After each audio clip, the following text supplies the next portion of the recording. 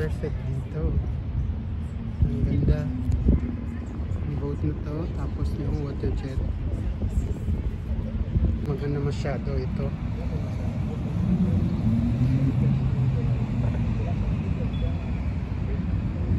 Ayan, video natin kanina, tapos ayan, video ko ulit.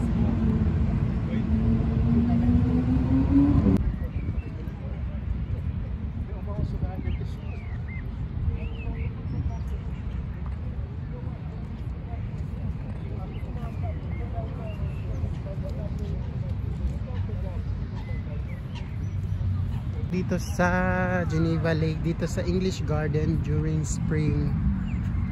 Ayan, maganda din dito sa bahay na to. Maliit na cottage. Yung dito sa garden nila, may malaking garden din dito.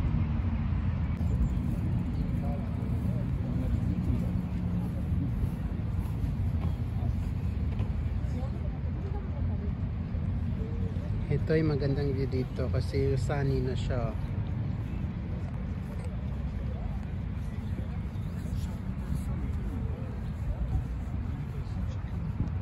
Ayan, dito tayo sa garden ng English Garden. Ang tawag nila dito is English Garden.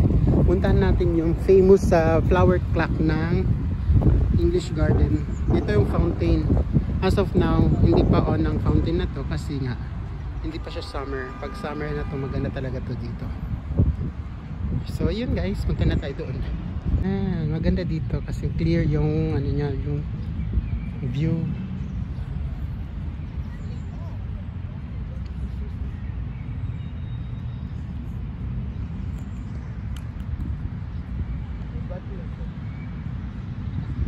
Diba maganda siya guys? Kaso lang wala pang tubig kasi wala pang fountain. Wala pang tubig yung fountain. Ayun, may nakita tayong puno na madaming flowers. Pink flowers. Dami ng flowers. Ito siya. Ayan. Ayan. Pink na pink siya. So doon naman yung pinakasikat na flower clock ng Geneva. Ito yung isa din sa pinakasikat na tourist destination dito sa Geneva. Nakikita na natin yan ngayon. Ayan. Ayan guys, makikita na natin dito. Ang ganda. Unahin natin si ate na magkuha ng picture. Ayan.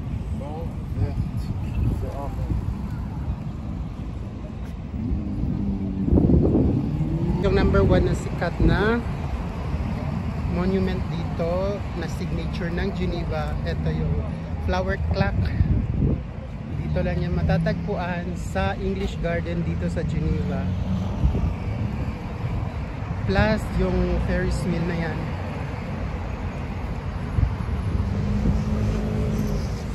Dito sa side na to, ganda siya, diba? Diba guys, so ganda siya. Ayan. So guys, punta na tayo doon, tapos magpapaalam na tayo. Punta na tayo doon sa Rio.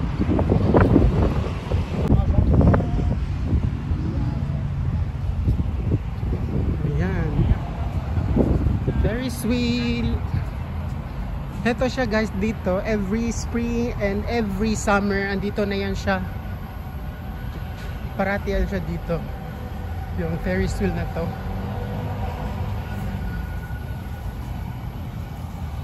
Ito yung national hero nila dito.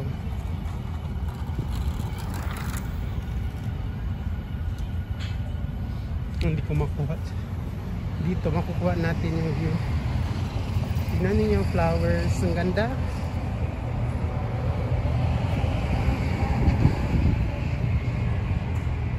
May tulips. May iba't ibang flowers.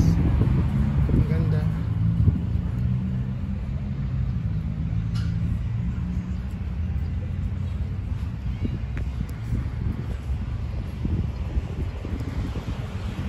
Yung kumakuha dito. Ito.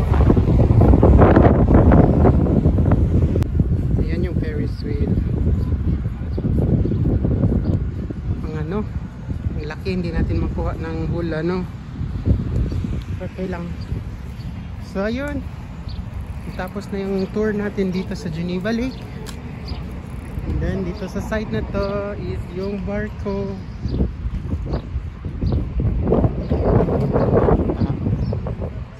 Ayan. Ayan, dito pala pwede. Pwede pala dito.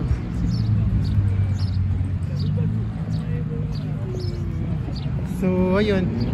Then dito yung last, dito yung bridge, yung pinakasikat na bridge dito. Madami tong flags. Makikita ninyo ang flag. Yan, nakahihilera from there.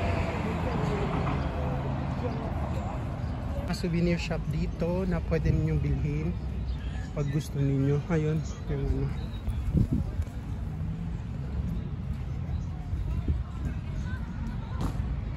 Ayan siya. Ayan yung national hero nila dito.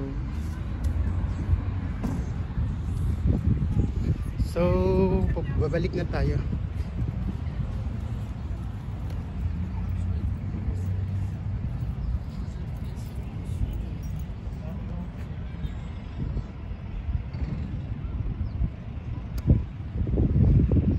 So, going na tayo. Natapos na yung tour natin for this day. Ito yung souvenir shop.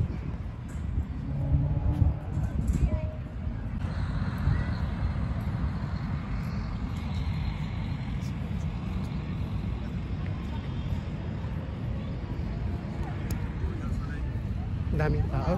May rainbow! Ang water jet. Ang ganda. May rainbow siya.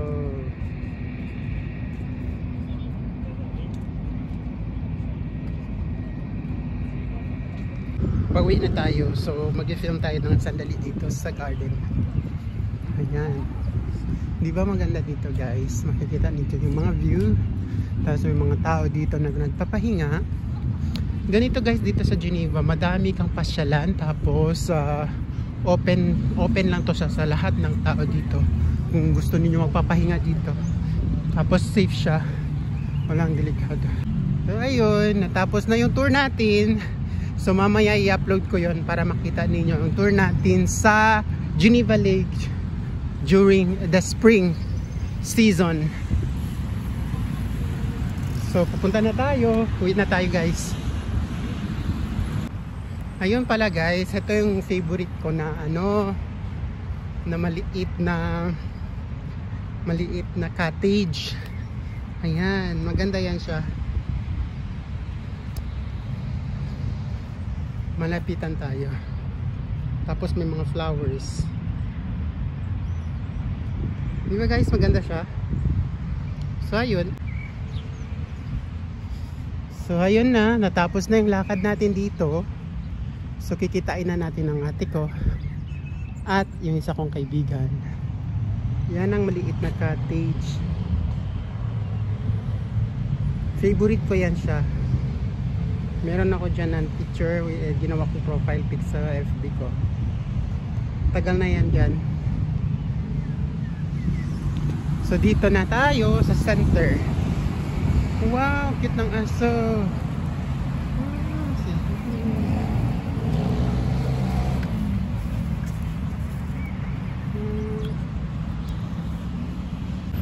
So, meron din siyang maliit na garden dito para sa mga aso. Wow, cute ng aso guys. Tingnan niyo.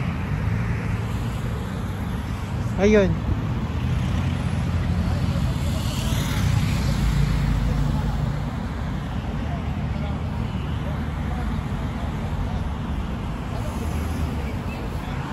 Yun. Tayo. Ito yung reef guys. Makikita natin ito ang city ng reef.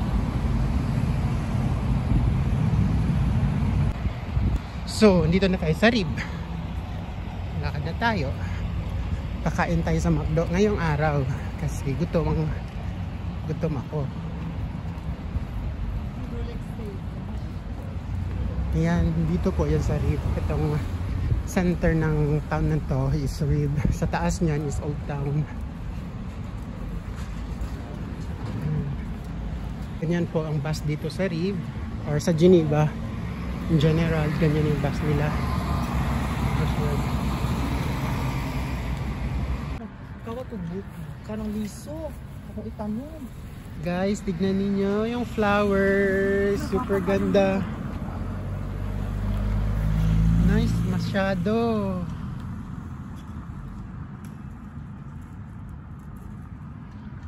Super nice.